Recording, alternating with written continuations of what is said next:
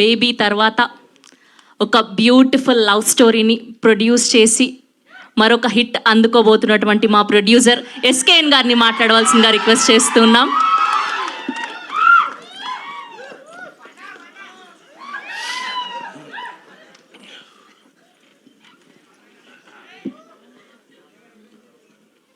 అరిచేది ఉంటే ఇప్పుడు అరిచేయండి, మళ్ళీ స్పీచ్ మధ్యలో అరిస్తే ఫ్లో పోతుంది.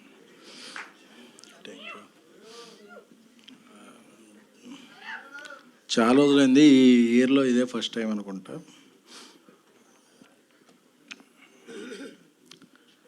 నాకు త్వరగా సినిమాలు తీసేయటం ఆ కాంబినేషన్లో పెద్ద అలవాటు లేదు. 2012లో ఈ రోజుల్లో తీసాం ప్రొడ్యూసర్గా, 2018లో ట్యాక్సీవాలా చేశాం, 2023లో బేబీ చేశాం, మళ్ళీ 2026లో చెన్నై లవ్ స్టోరీ, మధ్యలో కో ప్రొడ్యూసర్గా అలా బలిబిలమాడే, ప్రతిరోజు పండుగ, మహానుభావుడు ఇవన్నీ చేసిన నిర్మాతగా నేను. ఎందుకంటే ఎక్కువ సినిమాలు చేయాలంటే నాకు భయం, ఎందుకంటే కాంబినేషన్ నమ్మాలా లేకపోతే తెలియదు నాకు. నా బ్రెయిన్లో స్ట్రైక్ అయ్యేది ఒక కథే.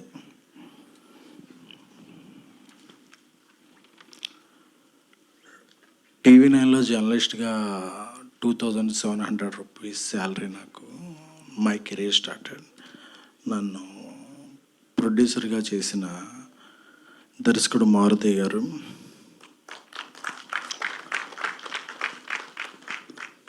అలాగే స్విఫ్ట్, ఎస్టీము, ఆల్టో ఈ కార్లే తెలిసిన నాకు బెంజ్ కార్ కొనుక్కునేలా చేసిన డైరెక్టర్ నా చైల్డ్హుడ్ ఫ్రెండ్ సాయి రాజేష్ గారు.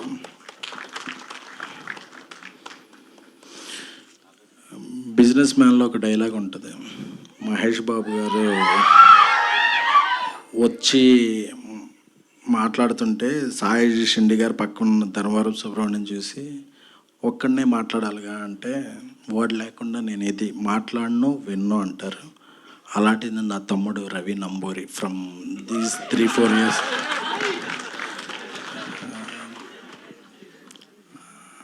అంటే మనం ఎవరి వల్ల ఎదిగామో, మనకు ఎవరున్నారో అదనేది ఎప్పుడు చెప్పుకోవాలి. ఒక మారుతి, ఒక సాయి రాజేష్, ఒక రవి, వీళ్ళందరూ మై నెక్స్ట్ డైరెక్టర్స్, రాహుల్, వీళ్ళందరి వల్ల నేను ఈ స్టేజ్ మీద ఉన్నాను. కానీ లేకపోతే ఇలాంటి పెద్ద స్క్రీన్లో టికెట్ కొనుక్కుంటా కూడా ఆలోచించే కుటుంబం మాది.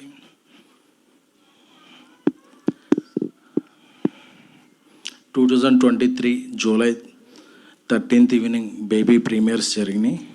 బేబీ చాలా పెద్ద బ్లాక్ బస్టర్ అయింది. ఎమోషన్ డామినేట్ చేసేది. మైకిల్ ఇసిరేయటం, చొక్కలు ఇప్పేయటం, రకరకాలుగా ఉండేది. అంటే కోతి కొబ్బరికాయ దొరికినట్టు తెలియదు, ఎప్పుడూ అక్కడ ఉండేవాళ్ళం, మనం ఇక్కడ ఉండేవాటికి ఒక ఫీలింగ్ వచ్చేస్తుంది. తర్వాత ఏ సినిమా తీయాలో తెలియదు. బేబీని రీమేక్ చేయాలనుకున్నాం, దానికి కొన్ని అడ్డంకులు, వేరే లాంగ్వేజ్లో చేయాలంటే. అవన్నీ జరుగుతున్నప్పుడు సక్సెస్ఫుల్గా హిందీలో చేస్తున్నాం, thanks to our director my friend Rajesh గారు. తెలుగులో ఒక సినిమా చేయాలి, అందరూ కూడా ఒక హిట్ అయిన కాంబినేషన్తో చేద్దాం, ఒక పెద్ద ఒక స్టార్ హీరోతో చేద్దాం, ఇయే సజెషన్స్.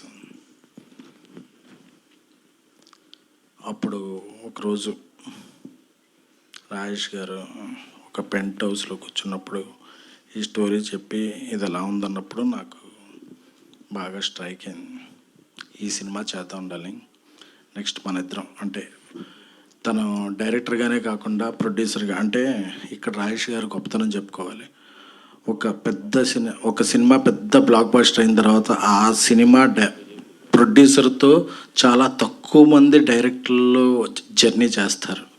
ఎందుకంటే వాళ్ళకి అంతకు మించిన ప్రొడ్యూసర్లు ఉంటారు, అంతకు మించిన ప్రొడక్షన్ హౌస్లు ఉంటాయి, అంతకు మించిన ఆఫర్లు ఉంటాయి, ఎన్నో ఉంటాయి.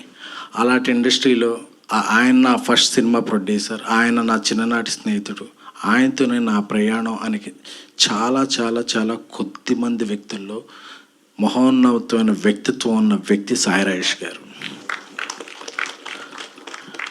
అంటే ఆయన డబ్బులకి దీనికి ఈజ్ కాదు, నా ఫ్రెండ్ అని. సో ఆయన ఈ కథ చెప్పినప్పుడు చాలా బాగా నచ్చింది. ఇదే మనం చేద్దాం అన్నప్పుడు ఎవరిని డైరెక్టర్గా పెడదాం అన్నప్పుడు, ఎందుకంటే ఆయనకి చాలా పర్టికులర్గా ఉంటుంది. ఆయన కథ ఎవరన్నా డైరెక్ట్ చేసేటప్పుడు అది ఎవరు డైరెక్ట్ చేస్తారు, దాన్ని ఎలా తీసుకెళ్తారు, తీసుకెళ్ళిన తర్వాత ఆయన నేమ్ ఎలా క్యారీ చేస్తారు, ఆయనతో ఎలాగ రిలేషన్లో ఉంటారనేది చాలా ఇది ఉంటుంది. ఆయన నోటి నుంచే వచ్చిన ఫస్ట్ నేమ్ మన రవి అయితే బాగుంటుంది కదా. ఎందుకంటే బేబీ సినిమాలో చిన్న చిన్న కొన్ని లాస్ట్లో జూలై 14th రిలీజ్ చేయాలంటే మాకు రవి వచ్చి హెల్ప్ చేయడం, అంటే ఒక చిన్న సాయం చేసినోడు కూడా. అంటే చాలామంది డైరెక్టర్లకి వాళ్ళ డైరెక్షన్ డిపార్ట్మెంట్లో పేర్లు కూడా గుర్తుండవు, బట్ ఒక చిన్న సాయం చేశాడని రవిని. రవి మంచి రైటర్ కదా, మీతో చాలా ఇయర్స్ నుంచి ట్రావెల్ అవుతున్నాడు, మనం డైరెక్టర్ని చేద్దాం అనే ఫస్ట్ డెసిషన్ రాజేష్ గారిది. నాకు నా తమ్ముడి పేరు ప్రపోజ్ చేసినప్పుడు నాకు అసలు చాలా ఆనందం వేసింది. డన్ రవి నువ్వు చేద్దాం అంటే, రవి వెంటనే అన్నా మీరు ఇది కొద్దిగా పెద్ద సినిమా ఎలా అయ్యేలా ఉంది, అది ఓకే అని చెప్పాడు. బట్ రవి పొటెన్షియాలిటీ తెలుసు, he's very superior writer. And తనకి ఒక ఈ రోజుల్లో biggest degree is common sense. తనకి అది చాలా బాగా ఉంది. అంటే ఏ సీన్ ఎలా ప్రొజెక్ట్ చేయాలి, ఏ హీరోని ఏ హీరోయిన్ని ఏంటి అనే చాలా చాలా చాలా చాలా తనకి సినిమా మీద చాలా గ్రిప్ ఉన్న వ్యక్తి. సాఫ్ట్వేర్ జాబ్ చేసుకుని ఒక 7-8 years నుంచి సాఫ్ట్వేర్ జాబ్ని పక్కన పెట్టి నా క్రియేటివ్ ఫీల్డ్లో ఉండాలి అని చెప్పి 2017-18 నుంచి మాతోనే ట్రావెల్ అవుతున్నాడు రవి.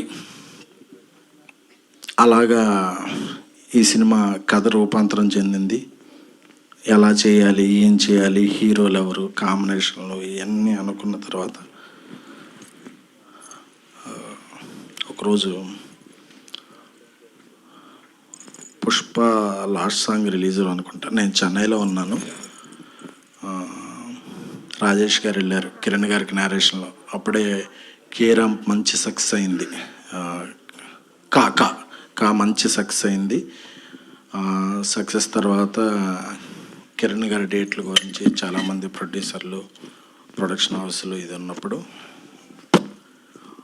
ఈ కథ విని ఆయన వితిన్ 1.5 hour మనం చేస్తున్నాం భయ్య అని చెప్పి.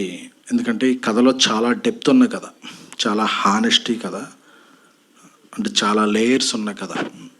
ఆయనలో మాత్రం ఏ లేయర్స్ లేదు, ఒకటే లేయర్, మంచి కథ చేయాలి, మంచి సినిమా చేయాలి. వెంటనే ఓకే చేశారు. నాకేంటంటే కిరణ్ గారిలో ఆ వ్యక్తిత్వం నాకు బాగా నచ్చింది.